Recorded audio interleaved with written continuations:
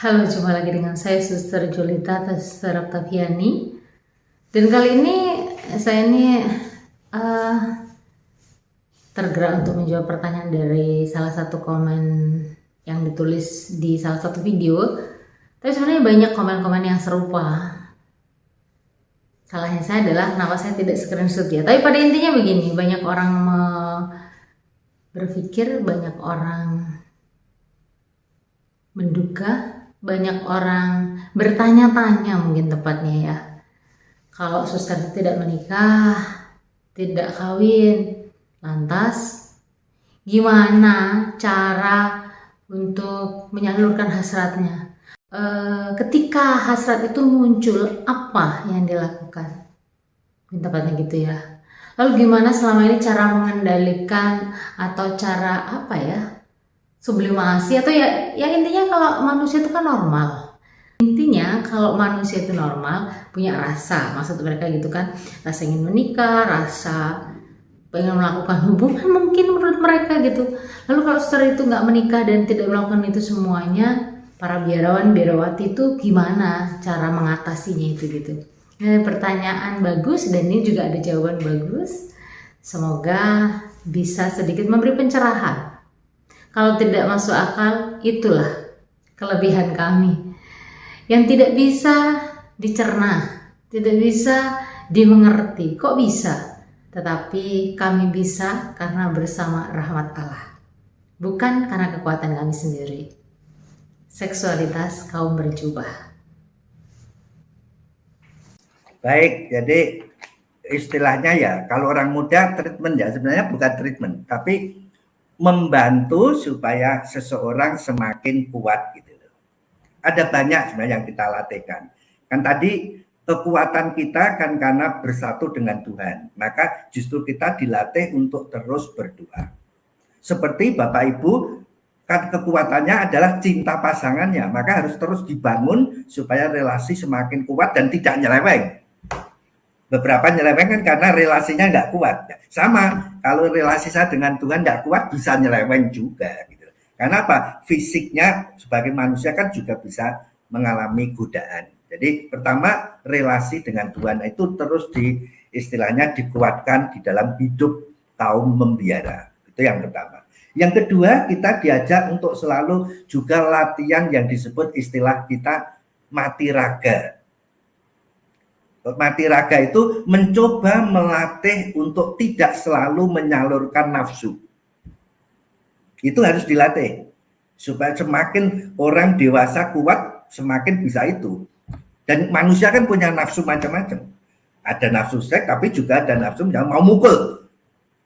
Kalau saya ada keinginan mukul, langsung mukul, maka saya tidak pernah belajar istilahnya bersikap baik dengan orang lain. Maka dilatih mati raga, yaitu istilahnya melatih supaya nafsu-nafsu yang kurang baik tidak selalu dilemparkan keluar, tapi dicoba ditahan. Dan orang bisa, kita bisa belajar dari para biku-biku itu, para pertapa dan sebagainya, itu bisa misal latihan makannya tidak setiap hari dan macam-macam. Latihan istilah menahan diri. Ini kan sebenarnya latihan istilah orang pencak silat tenaga dalam. Semakin orang bisa mati raga kuat, juga dalam konteks seksual akan lebih kuat gitu. Karena nafsunya tidak selalu harus disalurkan. Itu saya kira juga yang bisa terjadi. Yang ketiga, terutama di zaman sekarang dengan macam-macam tawaran macam-macam, yaitu budaya discernment.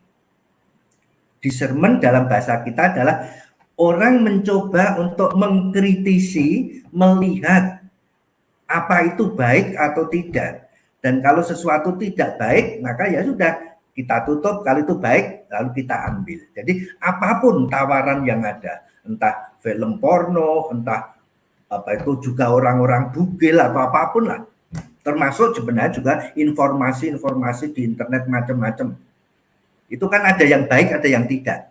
Kita diajari untuk lihat apakah mana itu baik enggak, bagus enggak untuk istilahnya hidup saya sebagai seorang imam atau tidak. Jadi akhirnya orang bisa mengambil keputusan Hanya yang sungguh baik akan saya ambil, yang tidak.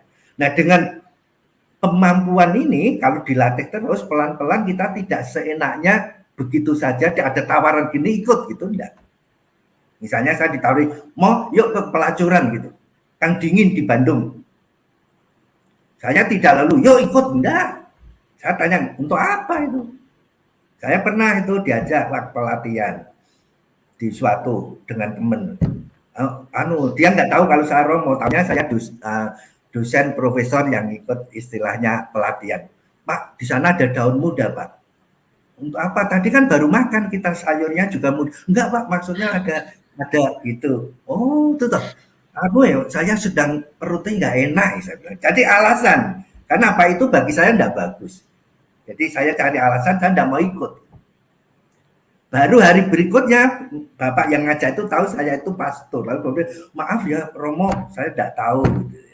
Jadi malu sendiri menawari mencari daun muda tadi. Jadi yang disebut discernment itu bisa membantu orang untuk mengambil keputusan. Pertama-tama berpikir dulu, lalu mana yang bagus. Jadi tidak cepat-cepat untuk reaksi menanggapi. Itu juga akan membuat kita relatif akan lebih mudah setia dalam istilahnya hidup kita sebagai kaum biarawan. Lalu juga penting setiap orang sebenarnya tahu kelemahan dan kekuatannya. Dan dalam konteks kalau kita bicara seksualitas yang agak soal nafsu, itu setiap orang kan tahu, saya itu lemah di mana, kuat di mana. Misalnya, mataku ini lemah, asal lihat cewek cantik, kepengen cepat mendekat. Jadi saya punya kelemahan mata, toh? Ya sederhana. Kalau ada cewek cantik, saya pakai kacamata hitam, lah, sehingga ceweknya jadi hitam, lalu nggak jadi. Gitu. Maksudnya ini hanya untuk ini, tapi pokoknya setiap orang penting tahu kelemahannya juga dalam hal ini. Saya misalnya mudah jatuh hati kalau orang ngomong, Romo saya sedang gini, sedih, anakku gini, lalu saya mudah. Nah, itu harus hati-hati, karena apa? Di situ pun orang bisa jatuh. Dalam teori godaan setan itu bisa menggoda siapapun lewat macam-macam. Maka penting kalau saya tahu kelemahan saya, lalu saya hati-hati di situ. Jadi jangan sudah tahu kalau saya lihat orang telanjang mudah terpikat ke sana ada pameran telanjang malah ke sana. Pasti kita salahnya sendiri, pulang nggak bisa tidur. Nah, itu nggak benar, lalu mikir yang bukan-bukan. Ya tahu gitu ya sudah, oh ada sana enggak usah lah, aku mau lihat saja sana yang pameran busana lengkap gitu. Jadi menggunakan otak untuk mengatur hidup itu dilatihkan sehingga kita semakin maju. Tapi satu hal yang ingin saya garis bawahi, kalau orang juga ingin kuat dalam konteks seksualitas dalam hidup membiara adalah penting berani sharing dengan teman. Juga kalau mengalami godaan. Supaya apa? Lewat itu bisa dibantu. Contoh, sering ada frater saya ngomong gini, aku sangat tertarik pada mahasiswi yang tadi saya temukan sampai saya tidak bisa tidur, gini. Kalau itu dipendam sendiri, dia lama-lama justru malah nggak bisa tidur dan bayang-bayangkan lagi tadi gimana, akhirnya malah terganggu kan. Tapi kalau dia terbuka pada temennya, pulang, aku tadi lihat cewek yang sangat cantik, aku tertarik. Temennya bilang, seperti apa sih cantiknya? Ini gambarnya gitu. Lainnya kan, kecantikan kan beda-beda. Oh, hanya gitu aja kamu tertarik. Oh, hanya gini tuh. Nah, lalu jadi nggak terlalu tuh. Kenapa? Ada kritik dari temennya, masukan temen. Ini yang bisa menyehatkan orang.